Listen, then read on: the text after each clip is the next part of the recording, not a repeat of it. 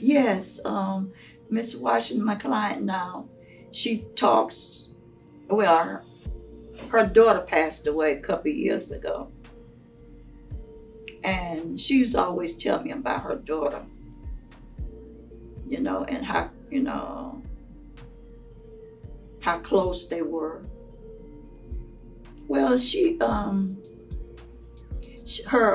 when I, not only with her, I used to have another client. She passed away, bless her heart. But she had a daughter, and the daughter always used to want to talk to me.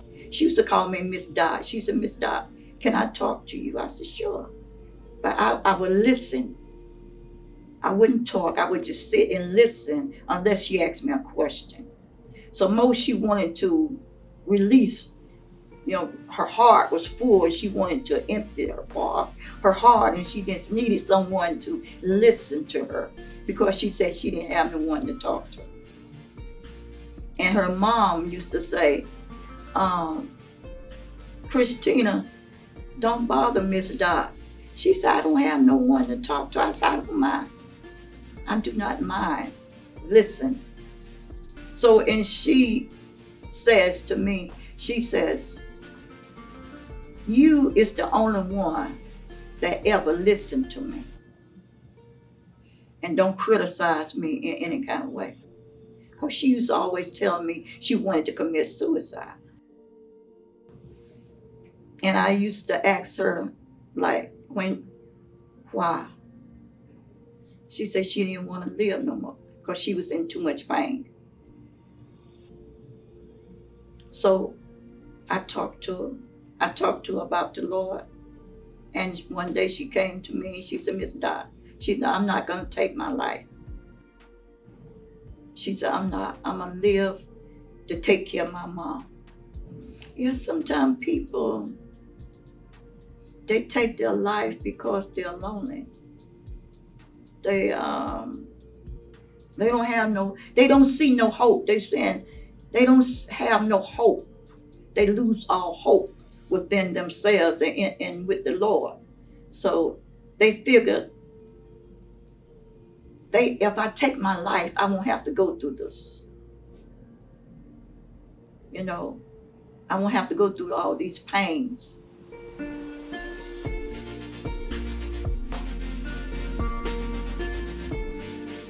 Yeah, a lot of times people do feel lonely, just like the young girl, Chris.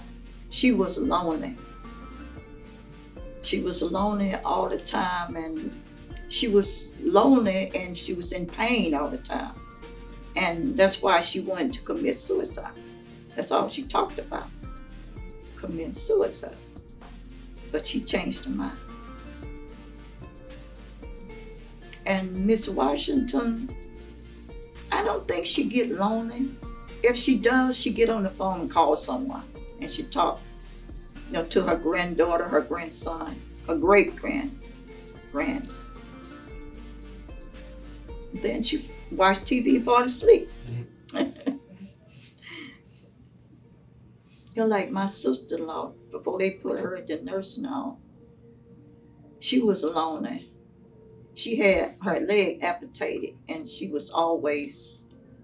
couldn't get used to it, and she was always sad, and lonely. And she was mean. She used to run every caregiver away from her house. And I said, and when they appointed me, her boyfriend appointed me and asked my husband, could I be her caregiver because she ran everybody else away. And so when I started, she used to yell at me. I said, you can yell, but you can't run me away. I said, I'm your sister-in-law. So I know you, I know what you're going through. And I'm not gonna leave you because you yell at me. And she laughed. Because she knows she couldn't run me away. Because it make no difference what she said to me. I knew what she was going through. And I saw her pain. And I just overlook what she said. And she calmed down and she laughed and talked.